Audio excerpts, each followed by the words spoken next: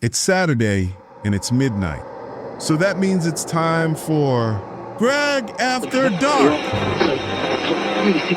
No, as when you think. It's midnight. The lights are low, and if you're listening under the covers right now, you might want to pull them up just a little bit higher. Welcome back to Greg After Dark, where we willingly turn off the security lights, lock the doors from the inside, and invite whatever's lurking in the shadows to pull up a chair. I'm your host, Greg, and tonight we're settling in for a long, dark look into everyday objects that are supposed to bring joy or even just remain still. You know the drill. Humans love making things in our own image. Sculptures, paintings, mannequins in department store windows. We project our souls into clay and canvas, but every once in a while we craft something, or maybe even buy something at a shady antique store, and that little $20 trinket decides it's done playing by our rules. Today, we're talking about cursed and haunted objects. Items that don't just hold bad memories, they hold intent.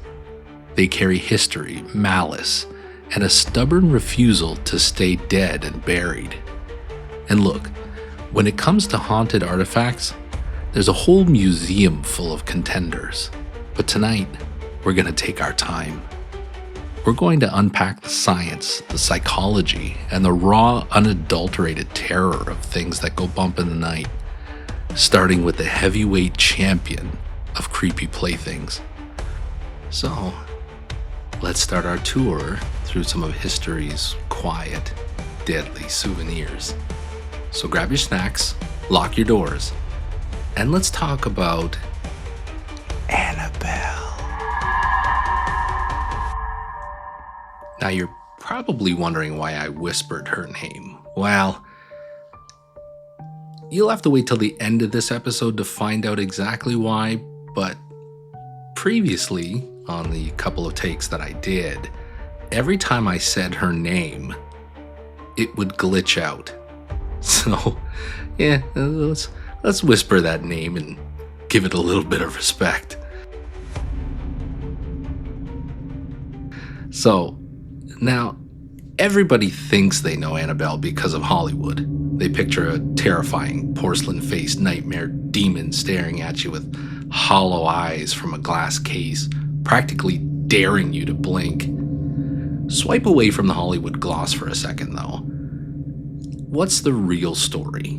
Because the truth is often much stranger, frankly, and more unsettling than the CGI. Back in 1970, a nursing student named Donna was given a Raggedy Ann doll by her mother.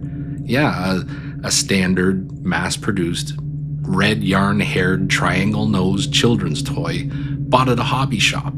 Harmless, right? Cute. Even nostalgic. Except almost immediately, Donna and her roommate Angie started noticing things that defied basic logic. The doll wouldn't be sitting on the bed where they left it. It would be in a completely different room, sometimes sitting upright on a couch, when it was left lying flat, sometimes with its legs crossed, arms folded, as if it had an opinion on how the apartment was being run. Then came the parchment paper notes, scrawled in shaky, erratic, child's handwriting on parchment paper that the girls didn't even own, appearing out of nowhere on tables and beds. Two simple, chilling phrases. Help us. Help Lou. And then it escalated. Lou, a close friend of the roommates who was deeply suspicious of the plush interloper, woke up one night experiencing total body paralysis. That classic, terrifying state where your mind is awake, but your muscles refuse to fire. He told the story of feeling something or someone scramble up his chest. Heavy, deliberate steps. the pressure mounting until two ice-cold hands clamped around his throat, just choking the life out of him until he blacked out. When he woke up, gasping for air in the cold dark, he turned on the light and pulled up his shirt. Deep, brutal, bleeding scratch marks were clawed across his chest. Real scratches, 4 distinct red lines, hot to the touch. The kind that don't just vanish by morning. Enter Ed and Lorraine Warren. The famed paranormal investigators stepped in, and they took one look at the Raggedy Ann doll and declared something chilling. It wasn't just haunted by the ghost of a dead girl named Annabelle. Donna and Angie claim that they had discovered the doll's identity through a medium they hired to conduct a seance. During the seance, the medium communicated with the entity and informed the roommates that the doll was inhabited by the spirit of a deceased 7-year-old girl named Annabelle Higgins, whose body had allegedly been found years earlier on the property before the apartment building was even constructed.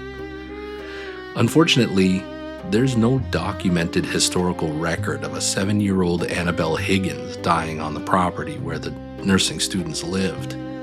According to the Warrens' own lore, the story of the young girl was eventually categorized as a deception.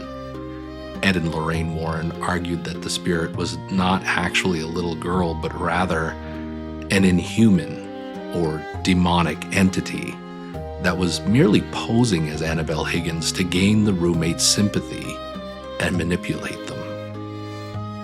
And here's the kicker that keeps paranormal researchers up at night. Inanimate objects don't have souls. They don't have spirits. A ghost attaches to a person or a place because of unfinished business or emotional trauma. But a demon? A demonic entity that never walked the earth as a human. It doesn't need a biological anchor. It latches onto an object as a conduit, a bridge, a legal permission slip to interact with our world without having to possess a human body directly. Think about that next time you browse a thrift store aisle and see an old, dusty doll staring blankly from the bottom shelf, waiting for someone to take it home. The Warrens eventually locked the real Annabelle away inside their occult museum in Monroe, Connecticut, housed in a specially blessed wooden glass case with a blunt, handwritten warning label staring right back at you. Positively, do not open. And people still laughed. Human arrogance knows no bounds. Legend has it a cynical young priest visited the museum years ago, scoffed at the legend of the Raggedy Ann doll, and tapped aggressively on the glass and mocked the whole setup.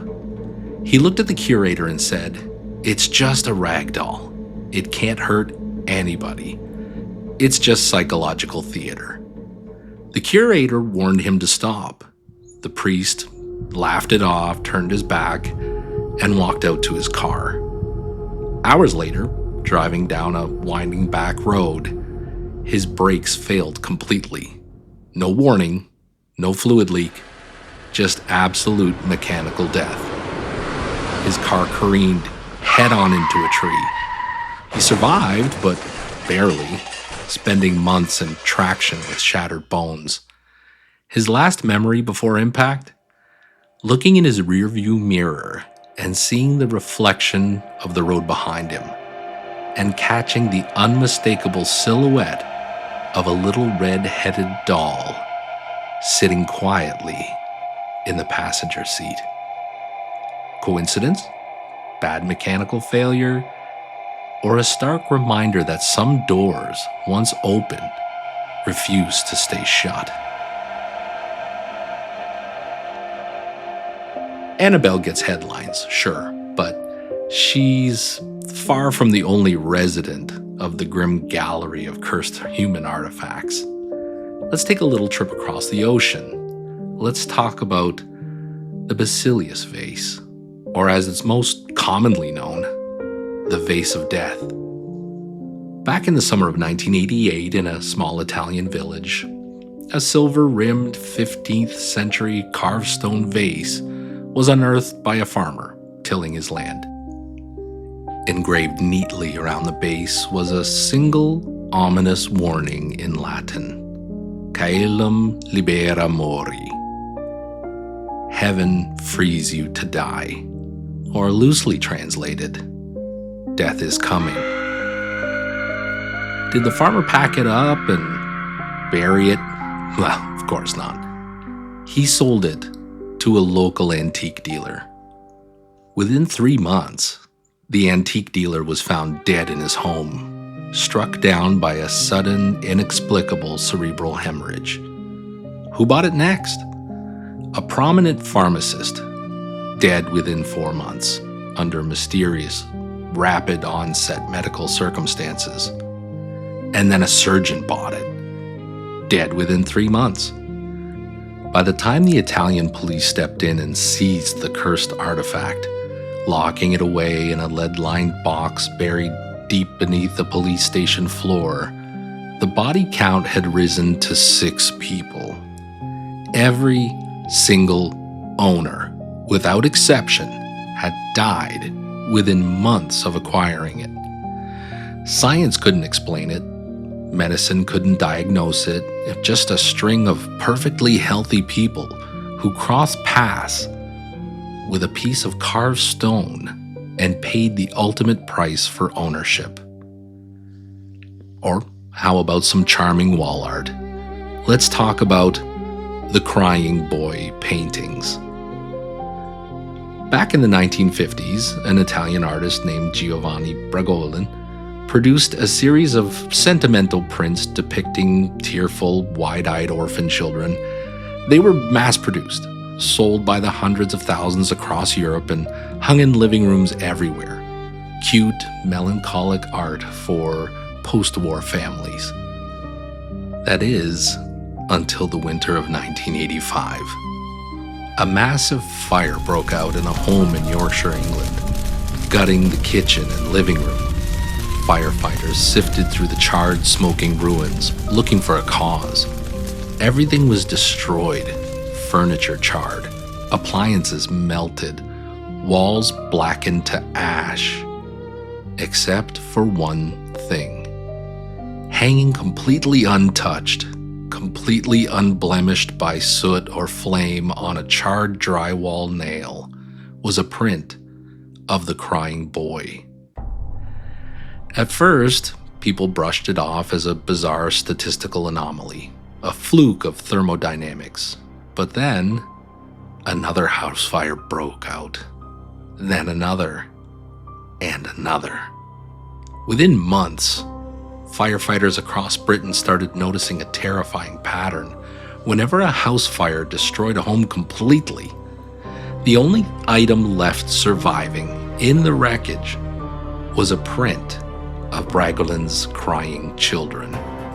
The phenomenon got so widespread that the Sun newspaper, a major British tabloid, launched a massive campaign encouraging readers to bring their copies of the painting to a designated dump site so that they could safely stage a giant mass bonfire. Thousands of copies were burned. And get this, firefighters reported that many of the paintings refused to catch fire.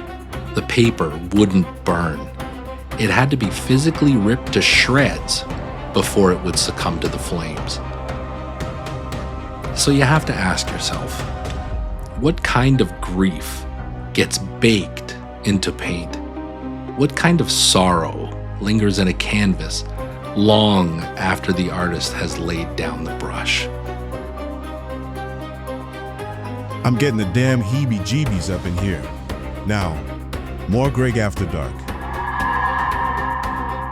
Let's pull back the curtain on what some in the paranormal community call the world's most haunted object, the Dybbuk Box. If you think it's just a spooky internet story, The trail of psychological and physical wreckage left behind by the small wine cabinet says otherwise. In Jewish folklore and mysticism, a dybbuk, derived from the Hebrew verb davik, meaning to cleave or to adhere, is a malicious, disembodied spirit that possesses a living person. According to traditional belief, when a person dies with unresolved sins, severe trauma, or unfinished business, their soul fails to find its peaceful resting. Instead of passing on, the displaced soul becomes a wandering entity. To avoid being completely cut off from the spiritual realm, it clings to the body of a living human host, taking up residence inside them alongside their own soul. Unlike standard ghosts that might haunt a house or appear as apparitions, a dybbuk actively enters a living body, often through the mouth or nose. Once inside, the spirit can cause dramatic personality shifts, speak in completely different voices or in another language, and take control of the host's actions. Because a dybbuk is considered an illegitimate intruder rather than a permanent part of the host, traditional folklore holds that it cannot simply be reasoned with. It requires a formal Jewish exorcism performed by a qualified rabbi using sacred prayers, blowing ram's horns, and mystical rituals to cast the spirit out safely without harming the host. The legend kicks off in Portland, Oregon, back in 2001, when a furniture restorer named Kevin Manis bought an unassuming wooden cabinet at an estate sale. According to the seller, it had belonged to her grandmother, a 103-year-old Holocaust survivor who fled Nazi-occupied Poland. Her one strict rule: never open the box. Inside supposedly lurked a dybbuk, the malicious, restless spirit that clings to the living. Naturally, Manis opened it. Inside, he found a bizarre collection: 2 1920s wheat pennies, locks of hair, a dried rosebud, a goblet, and a small stone carved with the Hebrew word shalom. That's when the nightmare began. Manis didn't just feel creeped out. His life allegedly went into a tailspin. He and his family reported suffering the exact same terrifying, recurring nightmares of a skeletal, hag-like old woman. His siblings complained of the house suddenly smelling like overwhelming cat urine and rotting jasmine. Desperate, Manis gave the box away on eBay, and that's when things got truly dark for the subsequent owners. The next buyer, a college student, claimed that within days, every single electrical appliance in his apartment blew up. He was swarmed by bizarre insects, and his hair began to fall out in clumps. Then came Jason Haxton, a museum director who bought the box to study it. Haxton documented even more extreme horrors. He developed strange, unexplained respiratory issues. His eyes reportedly began to bleed, and he claimed he woke up choking with the overwhelming taste of metallic ash in his mouth. Terrified for his safety, Haxton eventually consulted with rabbis, sealed the cabinet inside a custom-built gold-lined ark, and hid it away. The box is locked inside Zach Bagans' Haunted Museum in Las Vegas, where staff claim that visitors still experience sudden wave of nausea, chest pain, and dread just by standing near it. Whispers that the whole chilling saga might be a masterclass in modern myth-making. One question remains. If you were handed a key to a box with that kind of history, would you risk turning it? So whatever happened to the sweet, rosy-cheeked, smiling face of Annabelle? Paranormal researchers will tell you that some things are meant to stay locked away. In a basement in Monroe, Connecticut, behind reinforced glass and layers of holy water, the Warren Occult Museum used to keep things that polite society pretends doesn't exist. For decades, the rule was simple. Don't touch the toys. Don't open the boxes. Because once you give a malignant piece of history a venue, once you let it out into the open air, it remembers how to breathe. And yet, the world loves a spectacle. Cases like the Dybbuk Box, or the traveling exhibition lore surrounding the Annabelle doll, thrive on the morbid boundary between caution and commerce. Just look at the headlines surrounding the paranormal community recently. The sudden, tragic passing of veteran investigator Dan Rivera. The myth-making machine didn't skip a beat. Death makes a fantastic press agent. Now, the legend is packing its bags and heading east. The entire collection, over 1,000 cursed relics, occult oddities, and yes, the glass-encased Raggedy Ann doll herself, is relocating to a public exhibition space right in the heart of Salem, Massachusetts. Think about that for a second. We are talking about objects gathered from decades of intense demonic investigations, items that require constant spiritual shielding, and dropping them straight into the witchcraft capital of America for a holiday tourist rush. Yeah, they built a new glass cage for Annabelle. They opened the doors to the public. But you have to ask yourself, when you walk past that ticket booth, are we going in to look at them? Or are they going to start looking back?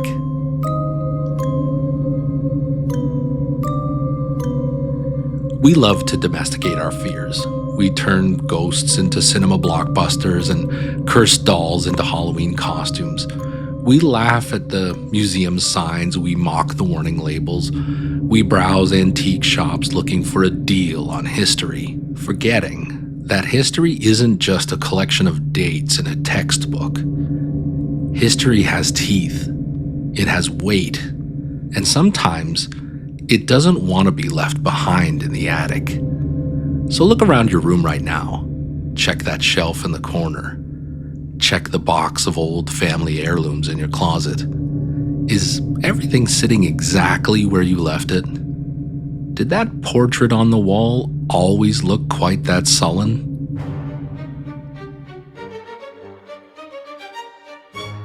Well, that's just about enough terror for one night. This has been Greg After Dark, and we'll leave the light on for you. Wait a minute. No, I don't think you can say that. No, I think that's copyrighted, right? Shut up. If you're loving the show, write in at fiendandgreg@fiendandgreg.com or visit the Greg After Dark page at www.fiendandgreg.com just to say hi or share your spooky stories with me. We'll be back next Saturday at midnight to ruin your sleep schedule all over again. Oh, and I didn't forget. Here's my third take trying to do the introduction to the Annabelle bit, and yeah. Before we take our tour through some of history's other quiet, deadly souvenirs. So grab a drink, lock your doors, and let's talk about it. Exactly. And that's why I'm getting the hell out of here. Good night. Screw that. I'm out of here too.